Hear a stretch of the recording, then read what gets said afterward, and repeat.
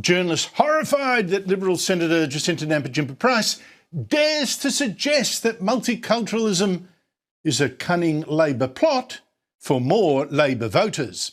Oh, the horror that Price might just have blown the whistle again. Check this headline in the hard left Guardian Australia. Jacinta Price rebuked for sharing false claim Labor importing Indian migrants.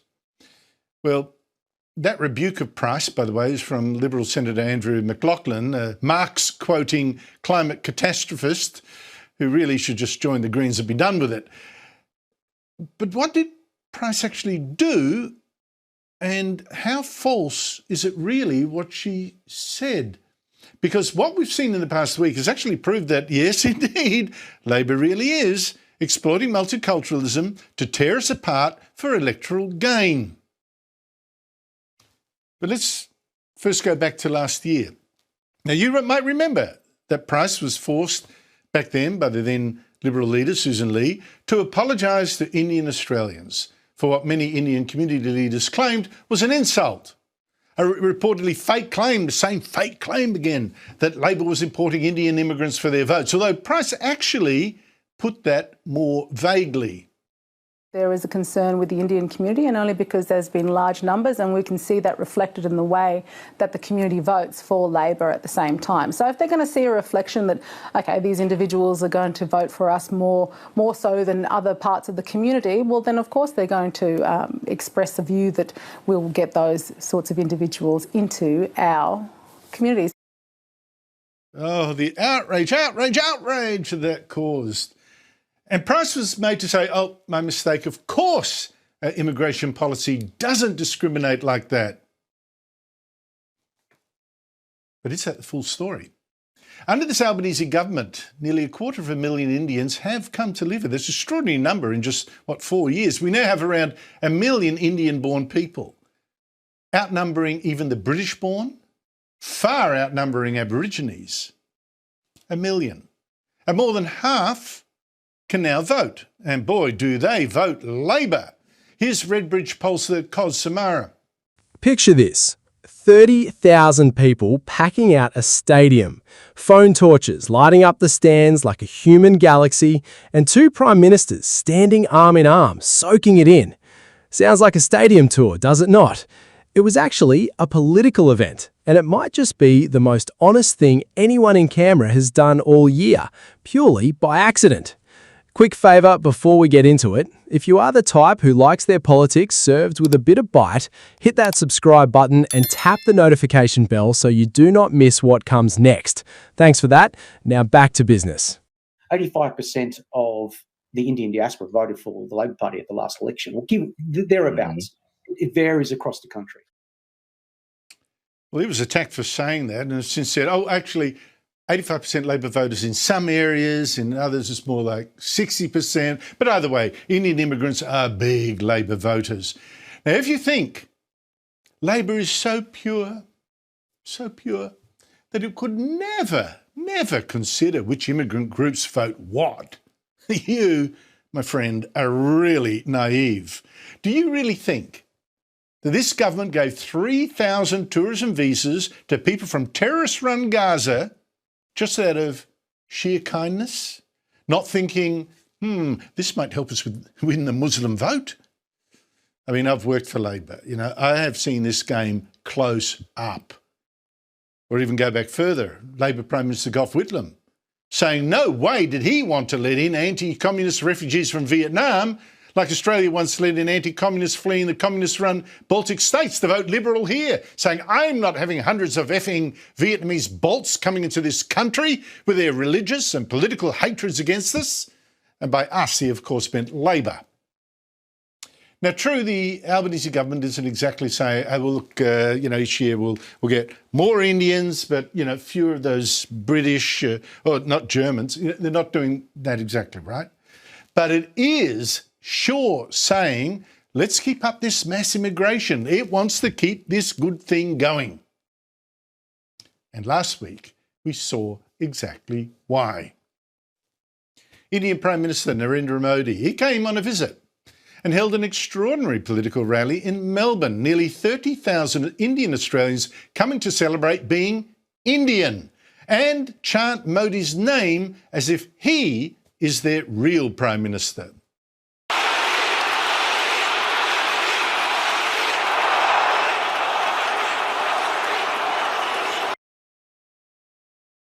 Now, the Australian Prime Minister was also there, treating Modi like a big brother or a life raft, even though Modi is anti-Muslim, is a Hindu nationalist implicated in race riots, while Albanese, of course, is a multicultural leftist, polar opposite. But most extraordinary, more extraordinary even than that, was this sight of an Australian Prime Minister being an MC at a political rally for a foreign leader.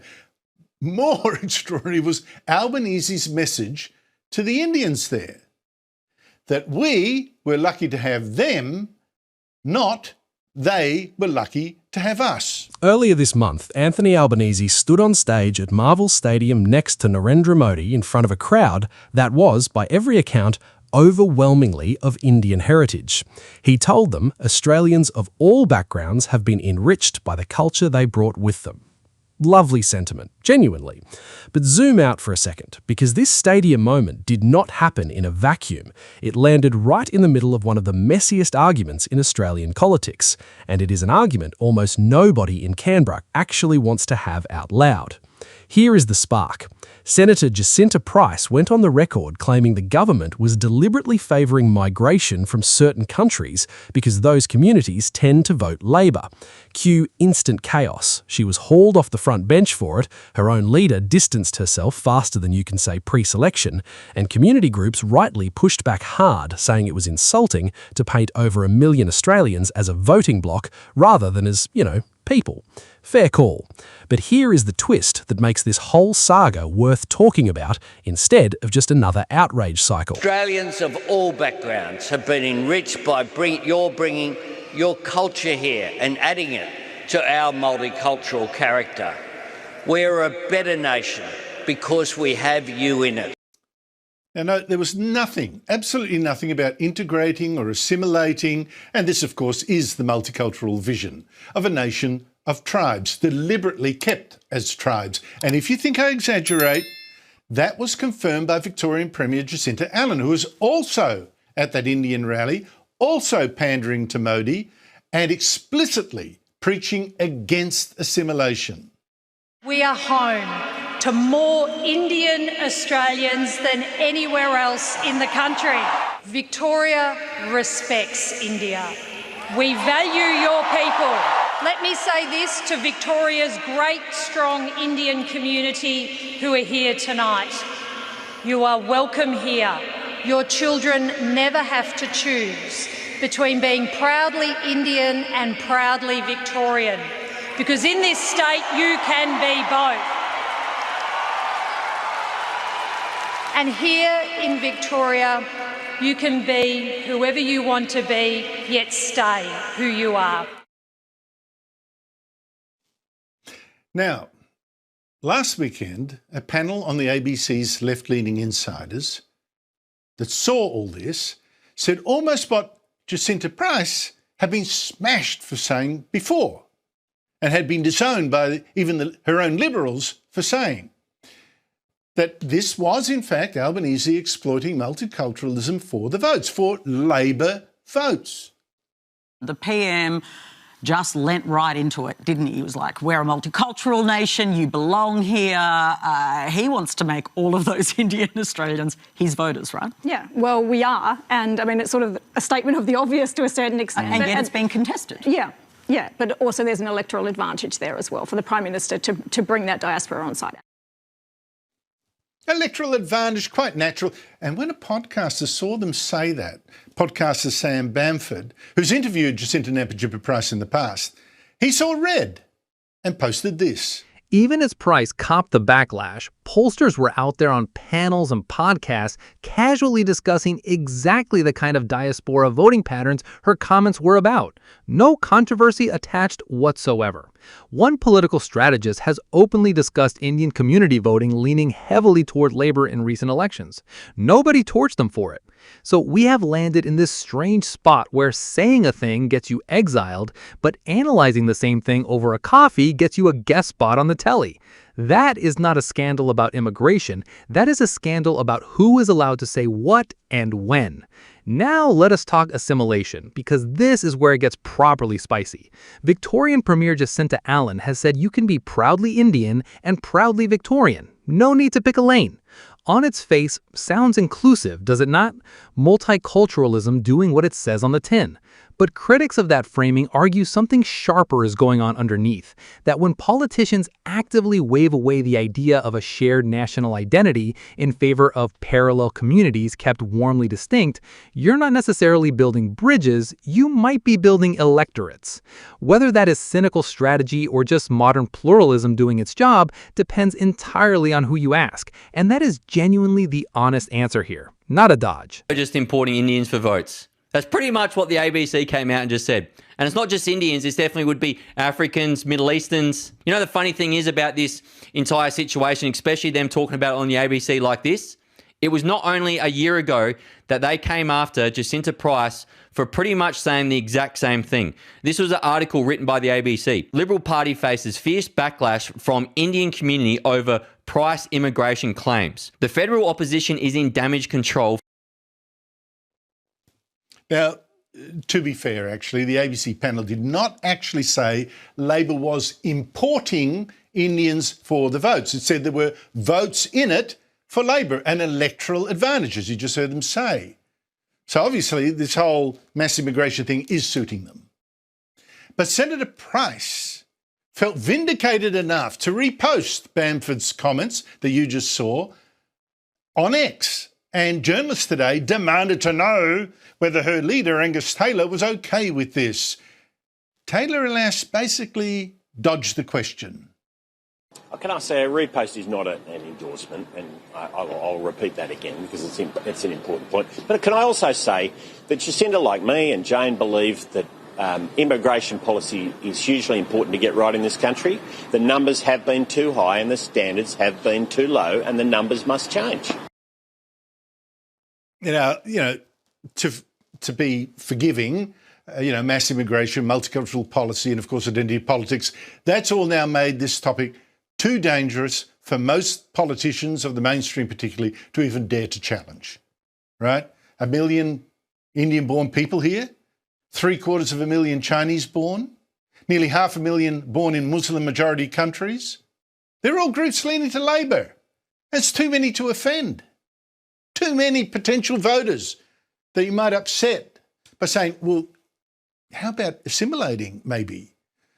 And upset by maybe telling the truth about multiculturalism, how it is now dividing us into tribes.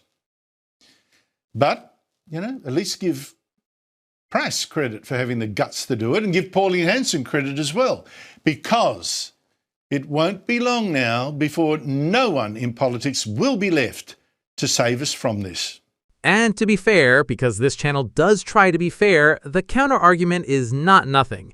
Migration researchers point out that Indian arrivals have actually spiked and dipped under governments of both colors for decades, driven mostly by skill shortages in nursing, engineering, and early childhood education, rather than any grand vote harvesting scheme.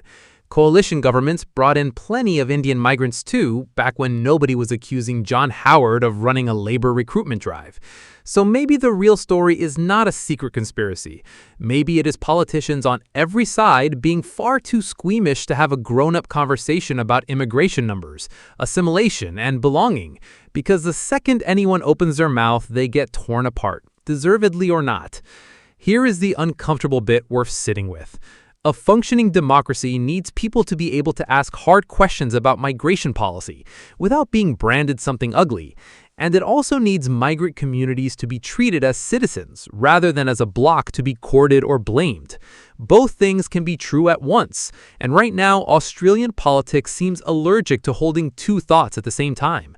That stadium full of flashlights was a genuinely moving moment for a lot of people. Whether it was also a very well-timed piece of political theater is a question worth asking, not answering for you. Thank you for watching. Let us know your thoughts in the comments below.